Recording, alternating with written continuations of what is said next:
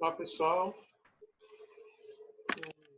dando continuidade então, mais uma videoaula de usinagem, processos de usinagem. Tá? Então, eu parei nesse ponto na última videoaula e vou dar continuidade então daqui, né? Falar do torneamento interno.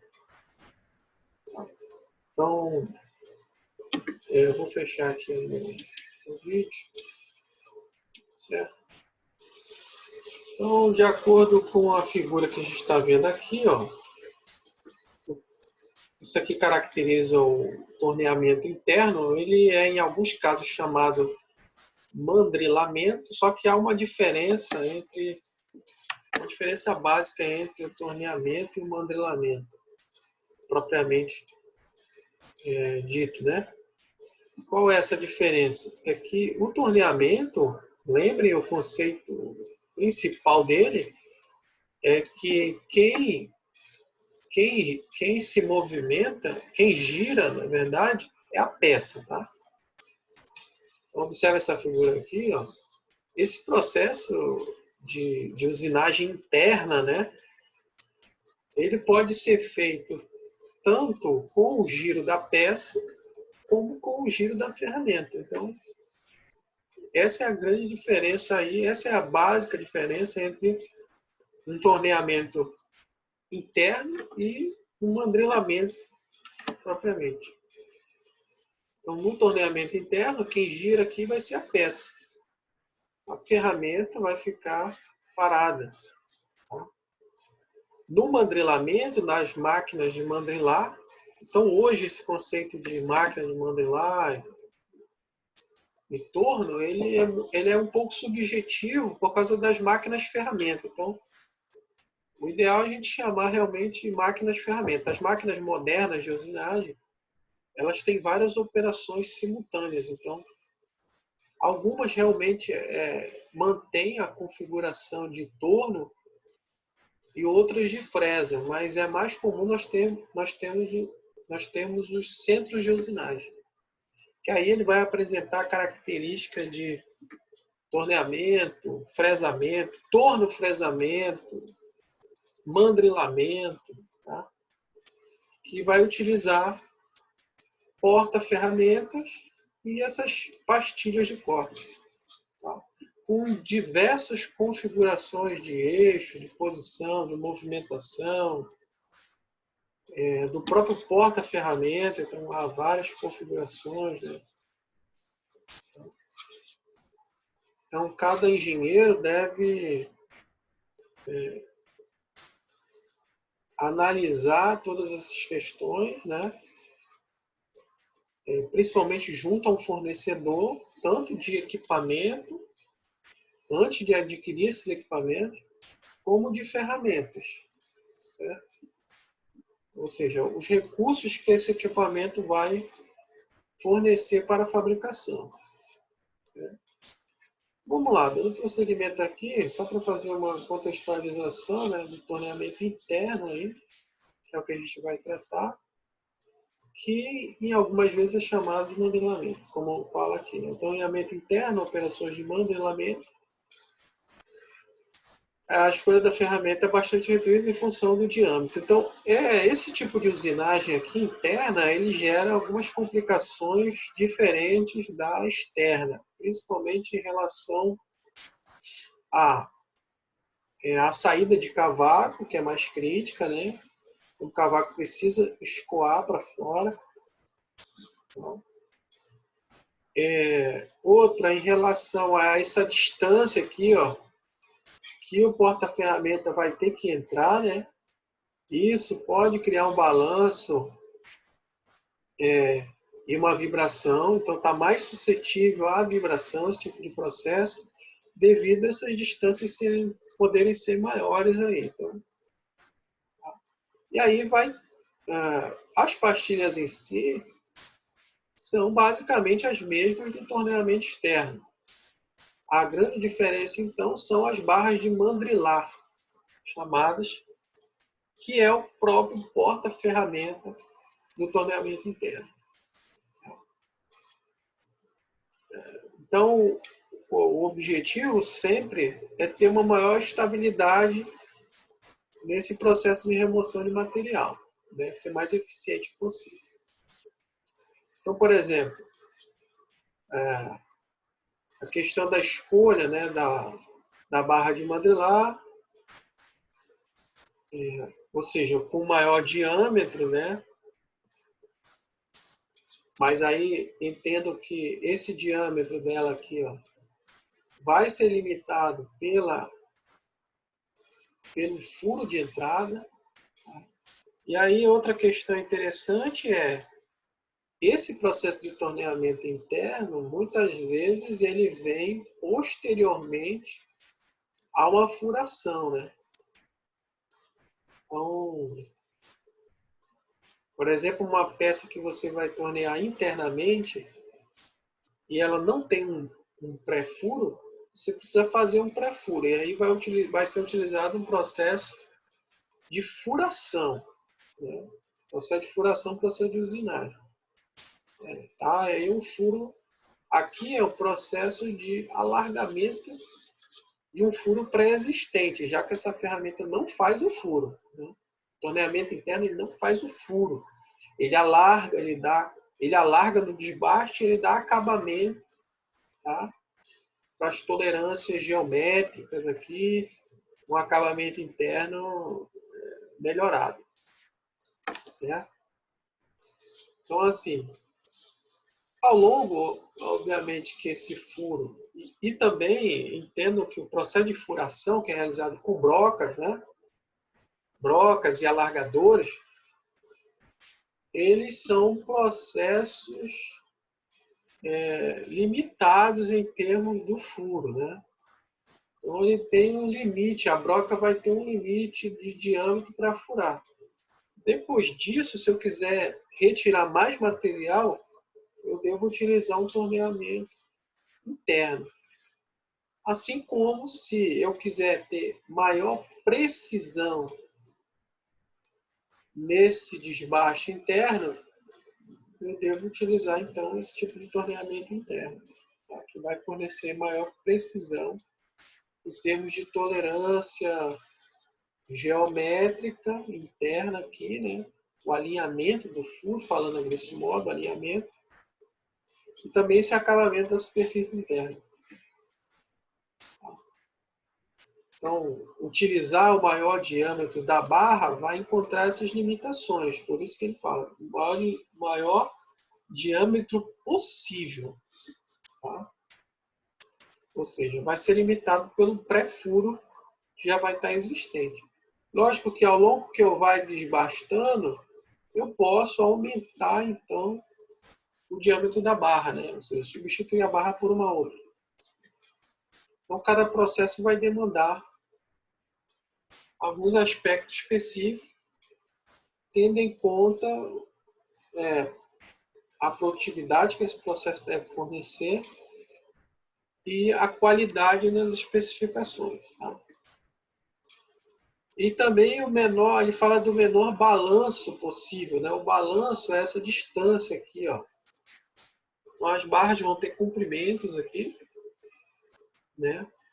Então, eu devo usar o menor comprimento possível, suficiente para realizar a operação de desbaste interno, tá? Já que quanto maior esse balanço, maior essa distância aqui, ó, maior a probabilidade de vibração nessa usinagem. Lembre a vibração dos grandes vilões aí da usinagem em termos de acabamento superficial. Então, o escoamento de cavaco é um fator crítico, isso eu já falei, né? Já que o cavaco tem que sair do furo, nem sempre esse furo é passante. Tá? Então, quando ele é passante, acaba sendo mais fácil essa saída, mas nem sempre ele é passante. Então, só tem uma saída. O cavaco tem que escoar nesse sentido aqui, né? E aí existe o torneamento interno reverso, que é a ferramenta que ela usina no sentido de dentro para fora. Então, Quando isso é possível, é a melhor opção. Às vezes, isso não é possível. Tem que usinar realmente do furo para dentro, e não daqui para lá. Né? Então, uma questão que melhora o escoamento de cavaco é usinar de dentro para fora também. Utilizar o fluido, né? Um fluido de corte, né? Líquido ou gasoso, e aí às vezes é utilizado o ar comprimido para expulsar o cavaco de dentro. Esse aqui é um tipo de operação crítica que deve ser utilizado algum tipo de fluido para expulsar o cavaco da parte interna aqui. Né? O ar comprimido é um tipo de fluido que pode ser usado, o ar, né, o próprio ar para expulsar, ou também esse fluido ser líquido, né? No caso, os fluidos, as emulsões aí, de usinagem. O método de fixação tem efeito decisivo, o desempenho no resultado. Tem o método de fixação aqui, né, que a gente vai falar um pouco mais da frente. E a aplicação de refrigeração pode melhorar o escoamento de cavaco, aí foi o que eu mencionei há pouco, certo? Só alguns detalhes, alguns os tipos de operação. Torneamento interno, faceamento longitudinal, então, similar ao que é feito externo, pode ser feito interno. Tá? Seguindo aquelas restrições que já mencionei. Essa é a operação mais comumente usada, né? Então, geralmente utiliza uma pastilha de forma rômbica, estilo C80. Então, você já sabe o que é uma C80, né? 80 graus aqui de ângulo de ponta, no formato C, né? Que é aquela quase quadrada, né? Então, as formas de pastilha Mandelar, composição de ataque, o ângulo de ataque 95, 93 podem ser usados, que é a posição mais comum de forma geral. Similar ao externo. Então, aqui, veja que essa ferramenta basicamente é a mesma da externa. A questão limitante aqui é a entrada no furo. Né? Ele vai usinar essa superfície aqui. Essa daqui é a C, né? Que é a Roma. Perfilamento. Então, o perfilamento já combina, né, movimentos de faceamento e longitudinais. Tá? E aí precisa de uma ferramenta mais versátil, que tenha um acesso melhor. Então, por isso, é usada essa D55 aqui, que é melhor para acessar, né? Que é esse formato. Ou até a 35, ou a 55, ou a 35, que é essa aqui que tem um raio ponta menor, né? Ela tem um acesso melhor aqui a esse. Ok? Então aí está fazendo as descrições sobre o ângulo de posição mais usado, né? Frequentemente usado. Longitudinal, é um outro método aí. O reverso, que é aquele que vem de dentro para fora, eu falei que é o melhor para retirada de cavaco, né? O avanço reverso, ou seja, ele vem de dentro para fora. Também é muito usado para fazer esse tipo de canto aqui, ó. Esse tipo de canto, né? Então usa aquela ferramenta D55 ou a 35 graus e ela tem uma alta acessibilidade aqui nesse ponto. Então são detalhes que devem ser observados aí no momento da usinagem. Em termos de recomendação, então, nós vimos um quadro similar para o torneamento externo, então vocês já estão familiarizados. duas cruzes aqui, ó, é o recomendado, né? A maior recomendação. Então, para o torneamento longitudinal, que é o mais simples, a ferramenta mais recomendada é a triangular. Então, esse ângulo aqui é o quê? De 60 graus, né? Não está aqui, mas 60 graus. Para o perfilamento, né, eu preciso de uma acessibilidade melhor, então a mais recomendada é uma rômbica 55 graus de ponto. E para o faceamento, né, o faceamento interno, que é esse aqui, o mais recomendado é 80 graus.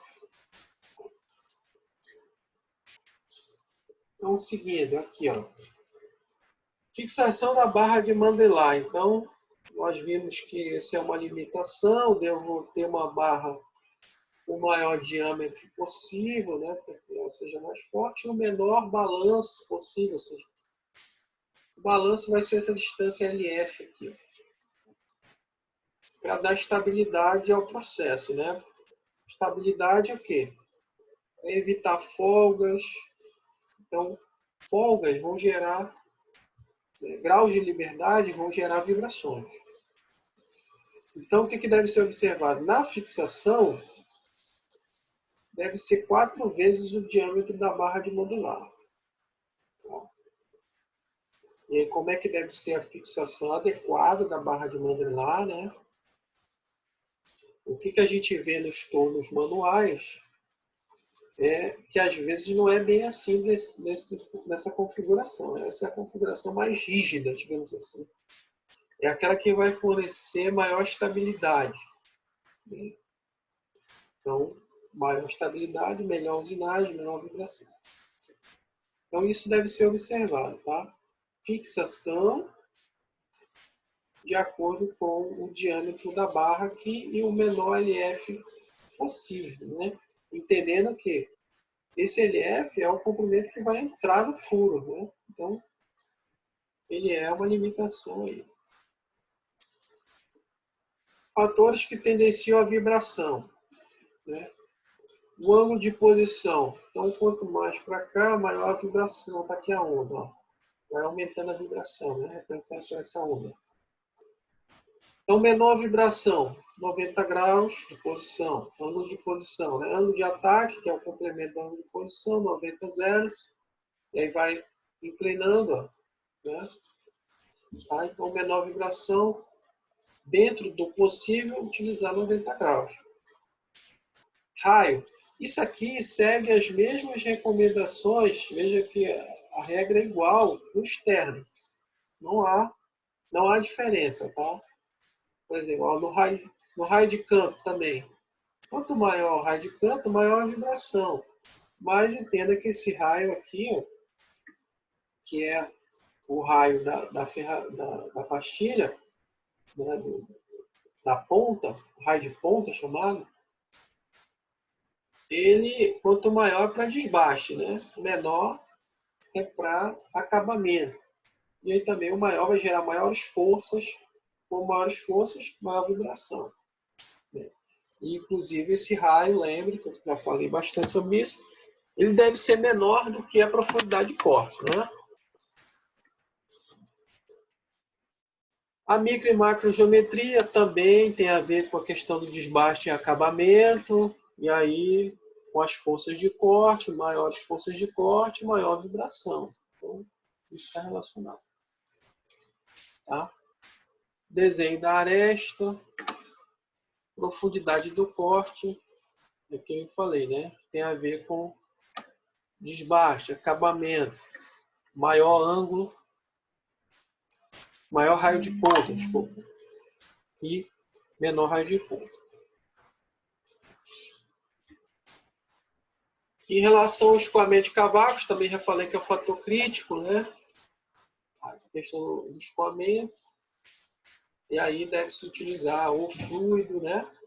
Ou uma usinagem reversa, que ela desbastar de dentro para fora, isso vai facilitar o fluxo. Certo? As barras de Mandela recomendadas. em relação ao balanço. Então, aí vou ter materiais diferentes, ó, de aço, metal duro. E aí existem barras antivibratórias, né, com tecnologia antivibratória. Os fornecedores têm essas barras.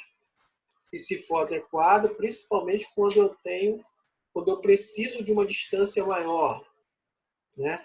Ó, aqui nessa última chega a ser 14 vezes o diâmetro, né, o comprimento da barra. Tá? Ou seja, eu preciso dessa distância para penetrar na peça. Então, essa é uma necessidade do processo.